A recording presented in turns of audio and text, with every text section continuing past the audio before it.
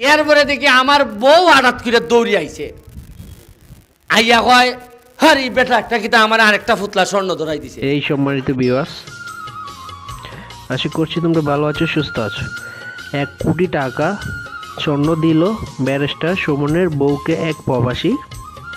তো অবশ্যই সম্মানিত ভিউয়ার্স, তোমরা প্রথম থেকে ভিডিওটা লাস্ট পর্যন্ত দেখে যাবা যে একটা মানুষ কতটা ভালোবেসে থাকলে এগুলা করতে পারে।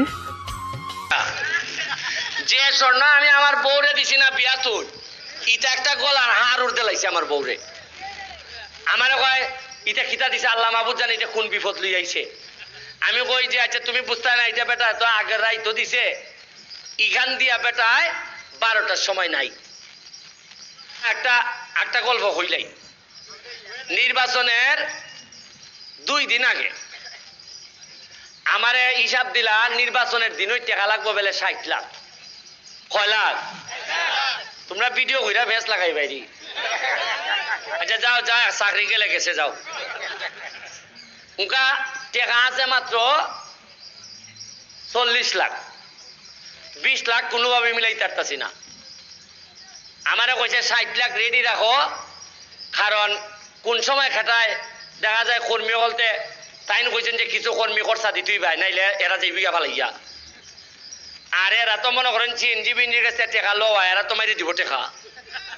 তা আমি চিন্তা করলাম মুখের টেকাটা ভাইতাম কই।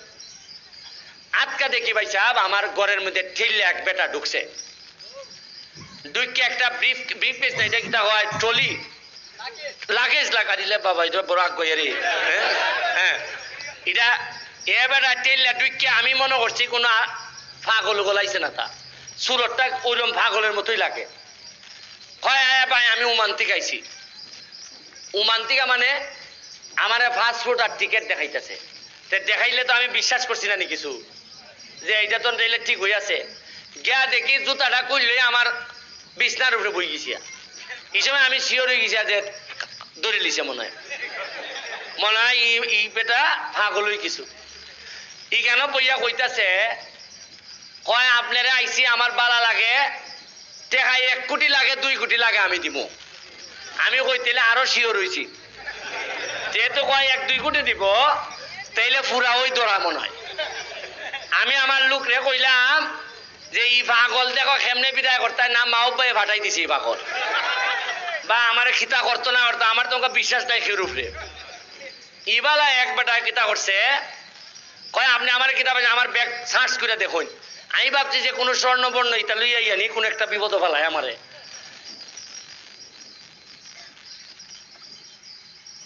ফহর থেকে 1200 দিনার বার করছে।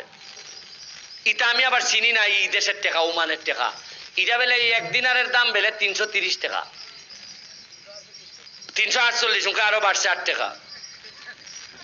বার করে আমারে 1000 দিনার দিতেছে। আমি আরো ভয়ে আমি আরো ফিট হইতেছি। আমি ভাবছি যে মাও ভাই টাকা দিয়া পাঠাইছে আমার পুলিশ দিয়ে ধরাইতো, যে দেখুন বিদেশি টাকা লইয়া করতেছে ব্যারিস্টারে। এরপরে আমি এমনি চাই যে মাও ভাই নিয়ে আই হয় বা কেউ নিয়ে আই হয়।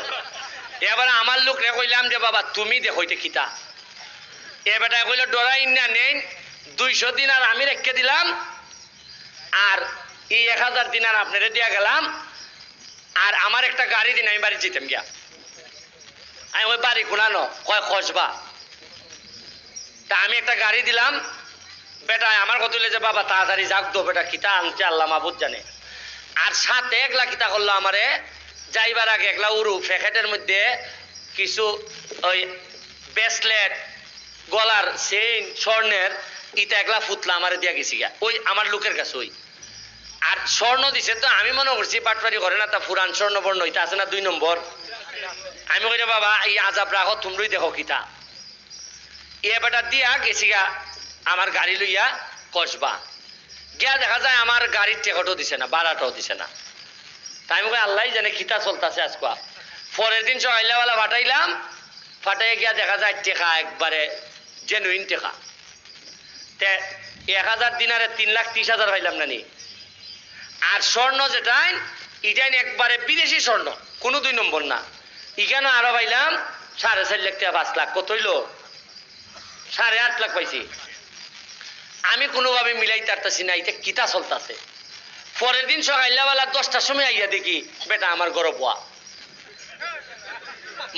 আমি কই খসবা গেল কুম্বালা, ঘুমাইলো কুম্বালা, আবার আইয়া দি বয়া। তা আমি জিগাইলাম ড্রাইভারে গেছিল নি আসরে কসবা, হয় গেছি তো, নামাই দিয়েছি তো, আবার আইলো কেমন অত তাড়াতাড়ি। এরপরে দেখি আমার বউ হঠাৎ করে দৌড়ি আইছে, আইয়া কয় আরে বেটা একটা কিতা আমার আরেকটা ফুতলা স্বর্ণ ধরাই দিছে। আমি ওইটা কিতা কো কোন বেটা, কয় ওই বেটা যে স্বর্ণ আমি আমার বউরে দিছি না বিয়া তুই, ইটা একটা গলার হার উড়তে লাইছে আমার বউরে।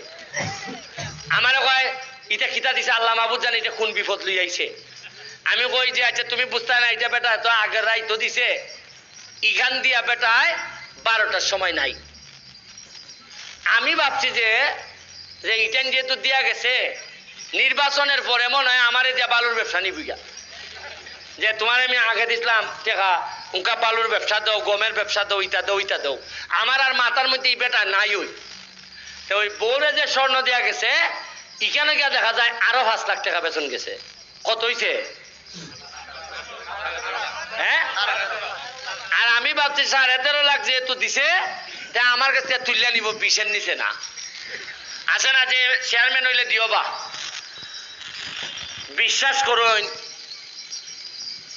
তার সাথে আর এই টাকাটা দিবার সুযোগ আর পাইলাম না। আমি আর পাই না লোকটারে, অনেকভাবে তুকাইতেছি যে বেটাটা কই, ফাই না।